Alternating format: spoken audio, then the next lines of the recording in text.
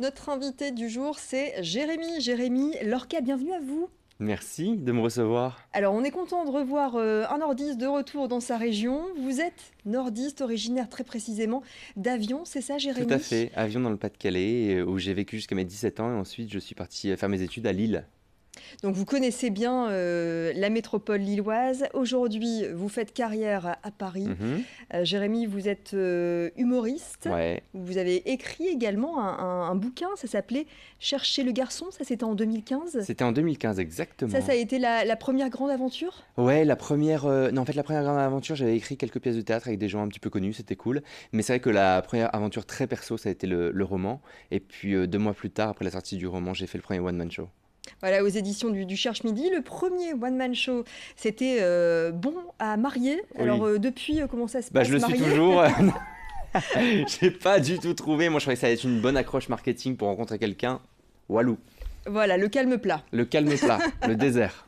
le désert. Donc ça, c'était le spectacle. Dans ce spectacle, vous parliez de quoi déjà à l'époque? Qu'est-ce qui vous inspirait? Parlais justement un peu de mes origines, je parlais du Nord avec un peu d'autodérision, je parlais de mon premier job étudiant que j'ai fait, parce que quand je suis arrivé à Lille, c'était pour faire des études de droit, donc j'avais un job de conseiller téléphonique pour une marque assez connue de VPC, et du coup j'avais pas mal de sketchs là-dessus, et puis la recherche de l'amour, de l'arrivée à Paris, etc. C'était un peu un one-man show de présentation.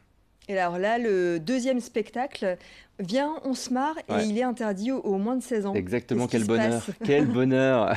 Non, non, déjà, je dois dire que je suis très heureux de ce premier One Man Show, que j'ai joué vraiment 3 ans avec le plus grand des bonheurs. Mais c'est vrai que, du coup, quand j'ai commencé l'humour, moi, je voulais juste faire rire. J'avais pas vraiment un message. En fait, je racontais ma vie et j'avais envie de faire rire le maximum. Et puis là, en 3 ans, j'ai fait pas mal de comédie club. J'ai vu beaucoup de spectacles étrangers, etc. Et j'ai voulu creuser le propos, aborder des thèmes un peu plus profonds. Et puis l'âge aidant aussi. Maintenant, je vais avoir 36 ans bientôt, donc je peux plus parler des mêmes choses. C'est-à-dire? Bah non, mais c'est-à-dire que j'avais envie d'aborder. En fait, avant, je n'osais jamais dire que parfois j'avais des coups de mou comme tout le monde et que j'étais un peu triste. Je trouvais pas ça très sexy de le dire. Ouais. Et maintenant, je l'assume et j'essaie d'en rigoler. Et bizarrement, ça parle à plus de monde presque. Parce qu'il y a pas mal de gens qui me disent ah, mais je me suis reconnu dans ça, etc.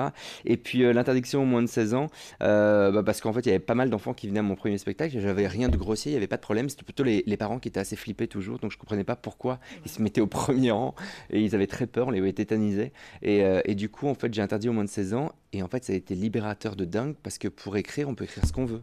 Et on peut dire ce qu'on veut, du coup, puisqu'on sait qu'il n'y aura pas d'enfants.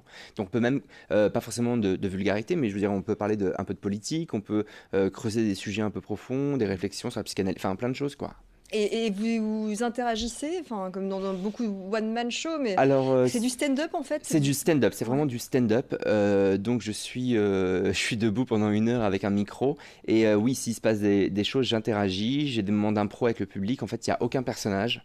Donc c'est vraiment, il n'y a pas de quatrième mur. On casse le quatrième mur et on s'adresse vraiment aux gens. Et s'il y a une réaction, on en parle, on intervient, etc. Mais je suis assez cool avec les gens, parce qu'en général, les gens ont peur qu'on parle avec eux, mais moi ça va, je suis plutôt bienveillant. Eh bien, on va regarder un morceau de votre spectacle, le spectacle de Jérémy Lorca, Viens, on se marre. Les experts s'accordent à dire que les terroristes ont un point commun, ils sont tous dans une misère affective et sexuelle. Et c'est vrai que quand on y réfléchit bien, il y a un gars du Bataclan qui a été vu dans une boîte gay à Bruxelles, le gars de Nice était bisexuel, le gars d'Orlando bisexuel, du coup j'ai envie de dire les terroristes. Les terros quoi? Bah tu m'étonnes qu'après ça les travaille de se faire sauter. J'aime pas être vulgaire, mais franchement, ça te travaille au point de tuer des gens pour soulager ta conscience, mais va te faire enculer une fois pour toutes. T'arrêtes de manger halal, tu manges anal et c'est pas si grave.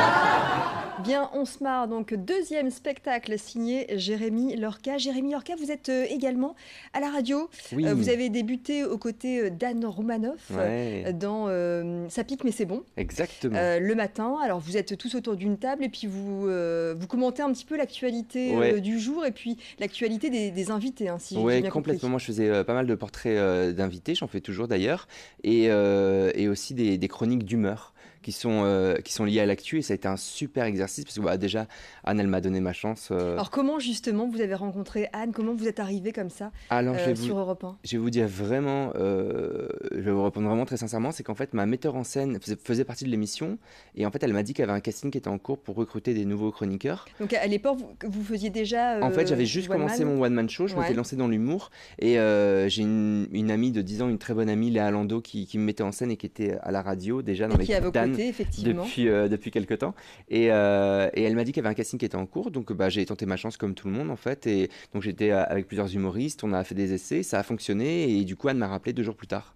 Vous Donc faites c'était des cool. billets d'humeur et effectivement, vous commentez un petit peu l'actualité des invités. Alors ça passe de Michel Simès à Mimi Mati en C'est vrai. passant par Dominique Besnéard. Ouais, on a eu Manuel Valls, Ségolène Royal, C'est plein de déjà gens. arrivé que, parce que des fois vous êtes un petit peu piquant, Ouais.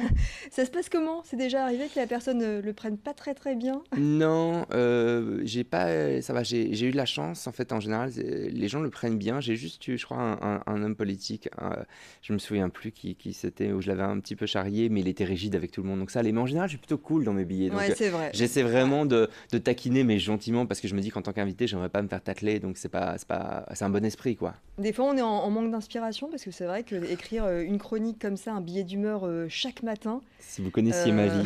on se met derrière son bureau la veille ou le matin Ah même, ouais, et non, mais puis c'est ça.